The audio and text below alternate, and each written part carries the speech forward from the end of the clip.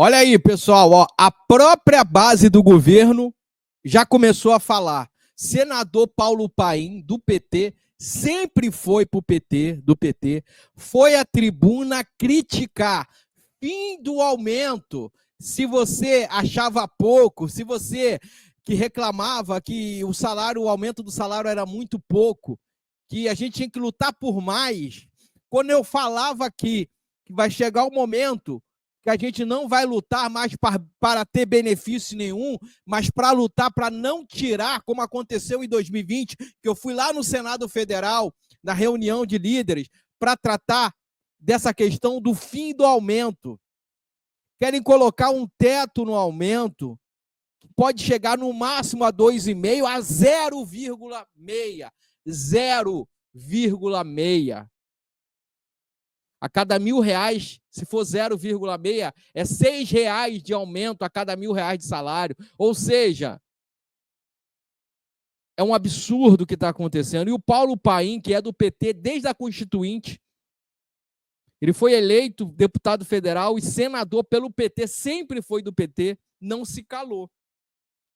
Subiu à tribuna do Senado Federal para criticar essa nova política. Vamos entender agora, quando os aliados já... Porque não tem como mais. Porque o Paulo Paim ele defende uma classe. Essa classe está cobrando ele. E ele precisou vir aqui. Ele precisou vir e expor todo o governo. Presta atenção, vamos lá. E ele é do PT. O que você acha, gente? Você acha que o governo... O Lula está sendo um bom presidente para os aposentados e pensionistas? Comenta aqui, eu quero o seu comentário aqui, e depois você compartilha, para as pessoas que você compartilhou, ver a sua opinião. Antes de compartilhar, se você não é inscrito no canal, se inscrever no canal, comenta aqui. Vamos lá, vamos assistir. Reflete o sentimento de milhões de brasileiros e brasileiras que têm, inclusive, se manifestado nos últimos dias, gente, demonstrando a sua indignação com a proposta de mudança, principalmente do benefício de prestação continuada BPC, que já anunciei, que pela informação que eu recebi, e já falei na tribuna 2 vezes, nós estamos no caminho certo se fizermos mudança adequada. A reforma tributária, como eu disse, teve, entre um momento e outro, a reforma tributária e a regulamentação, cerca de 1.000 emendas. Por que não poderíamos ter nenhuma mudança no pacote da forma que chegou? Então, a notícia é essa, que a Câmara não aceitou como chegou o BPC e está propondo alterações. Claro que eu construí minha vida sempre preocupado com o social. Desde que eu era moleque lá, meus 4, 5, 6 anos de idade até hoje, né? Sempre foi a preocupação social, porque eu sabia, uma família de 10 irmãos, só o pai ganhava o salário mínimo. E tínhamos que viver. Né? Então plantávamos, pescávamos. Eu era pescador, viu? Com o anzolzinho lá. Eu pegava muito peixe que eu levava para casa e ajudava, né? Mas também mostrei a minha preocupação com a questão do salário mínimo. O salário mínimo é uma política que foi construída por todos nós. Eu viajei o país todo. A inflação mais PIB foi um acordo que envolveu o trabalhador, empresário e governantes, e por isso foi sancionada. Eu também apontei as minhas preocupações com mudança no Estatuto da Pessoa com Deficiência e do Idoso. Me garantiram que não vai haver mudança, como estava no projeto original, nem no Estatuto do Idoso e nem no Estatuto da Previdência. Mas, enfim, estou ainda, claro, essa minha visão de que a inflação mais PIB foi um caminho que nós construímos. E quando eu cheguei no Congresso, há quase 40 anos atrás, 38, o salário mínimo valia $60. Depois que construímos essa política, num primeiro momento, sem a política, foi umas $100, no governo Fernando Henrique, tem que ser dito. Ele atendeu uma demanda não só minha, mas de outros parlamentares. Mas depois que viajamos o país, com as centrais sindicais, confederações, dialogamos com o governo, com empresários, conseguimos aprovar a política de inflação mais PIB, que eu sempre considerei um avanço. Se o PIB cresce, o país ficou mais rico. Qual é o problema de assegurar o que for dado? Se for 3% do PIB, é 3%. Se for 3% do PIB, cresce 3%. Se for negativo o PIB, não cresce nada. Devido a isso que eu já tinha preparado esse pronunciamento, e eu espero que a gente, até votar a matéria, se faça outros ajustes. Ontem mesmo, ao expressar minhas preocupações nessa tribuna sobre esse momento, recebi, confesso, uma avalanche de mensagens de todo o país. E as perguntas são as mesmas. Por que mexer no BPC e no salário mínimo? Que são os mais vulneráveis, os mais pobres. Olha o que eu falo, gente. Quando falam para você que não adianta cobrar, tu acha por que o Paulo Paim, o senador, que eu adoro esse cara, eu acho que é um dos petistas ali que não tem rabo preso. Essa é a palavra.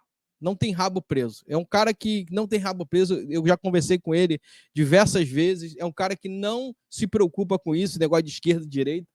É um cara mas ele está pressionado. A sociedade civil organizada foi cobrar ele. Olha ele falando. E é isso.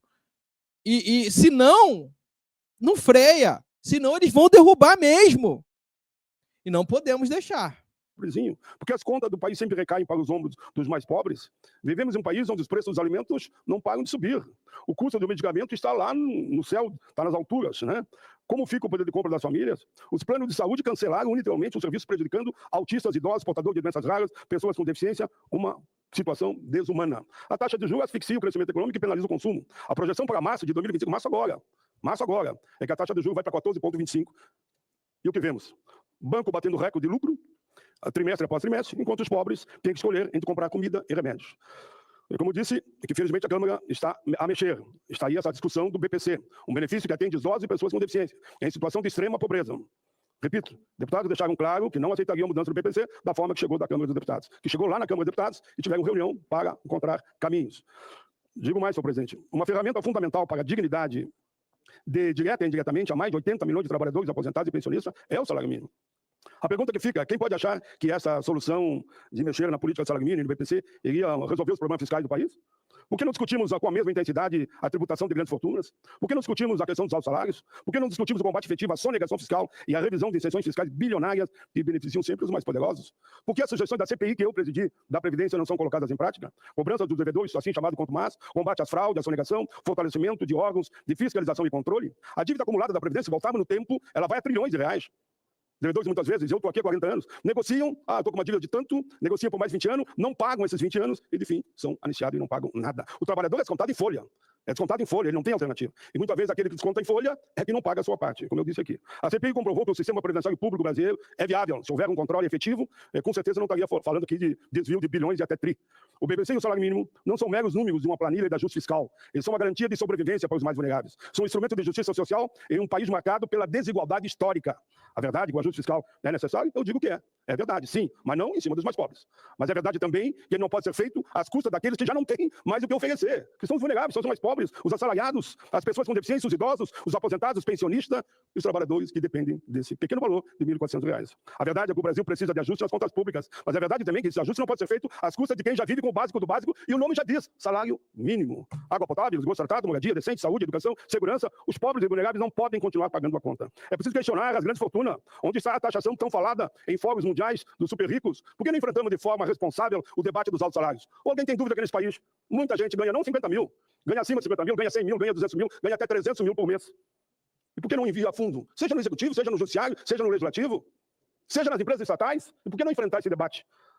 Regras que permitem, enfim, que isso aconteça. Como fica a faixa de isenção do imposto de renda? Parece que o mercado ia morrer se quem ganha 5 salário mínimo, os devidos descontos, e não é 5 salários mínimos, é até 5 mil só. A proposta, faixa de isenção do imposto de renda para quem ganha até R$5 mil, não dá 5 salários mínimos. Simplesmente desapareceu. O debate parece que não existe mais. E é um compromisso que nós todos tínhamos assumido.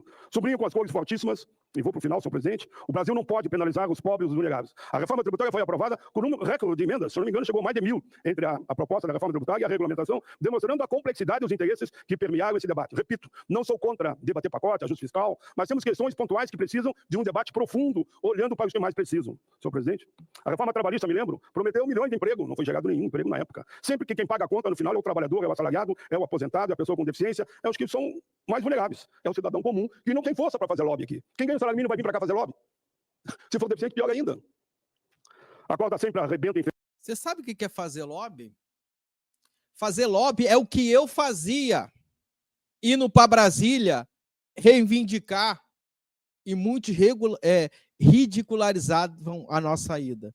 Tem canais de YouTube aí que são adorados hoje, que só contam mentira, falam mal da gente, mas nunca foi a Brasília. Nunca foi bater de porta em porta e saber que, se não tiver representatividade em Brasília, nada funciona. Gente, o que eu quero trazer desse resumo?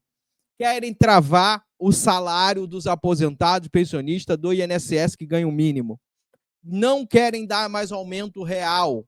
Essa é a verdade. O senador Paulo Paim foi para a tribuna para falar disso. Eu vou trazer amanhã mais informações, porque o Congresso Nacional é a última semana e está pegando fogo. Então, compartilhe esse vídeo com o máximo de pessoas. O PT está perdendo o controle no Congresso Nacional. Eu só peço que o tempo passe logo, que chegue logo 2026, se Deus quiser.